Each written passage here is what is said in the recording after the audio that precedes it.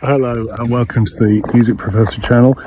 Loki and I we're sitting under this amazing old English yew tree. I mean, it must be at least 1,000 years old. Fantastic old tree, look at it. We've touched on Beethoven a lot on this channel in various ways, but I always like to think about Beethoven in unusual ways because I think that's the best way to think about him. He's not I've said this before on the channel, he's not an orthodox figure. He's a highly eccentric and mysterious, enigmatic composer in many ways.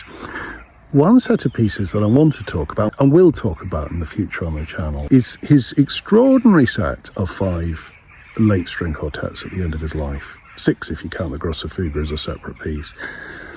So these have generally been considered for many years now his great achievement, but they've always been considered rather arcane, mysterious works, not like the symphonies, which have a general appeal. I don't think Beethoven intended it this way.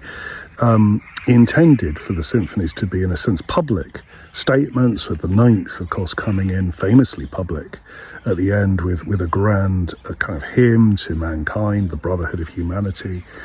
The string quartets are completely different. Their concerns are much more rarefied, and they're focused on eccentricities of expression and form and style in a very personal way. I suppose it's not unlike the kind of thing you find in Bach's late music when he's focusing in on, the art of fugue. He's looking at fugue, or he's focusing on variation form in the Goldberg variations.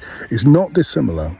In fact, Bach and Beethoven have many similarities. There is the same tendency in their late work to go into themselves, to probe into a kind of inner world, to go on a journey towards a kind of abstraction.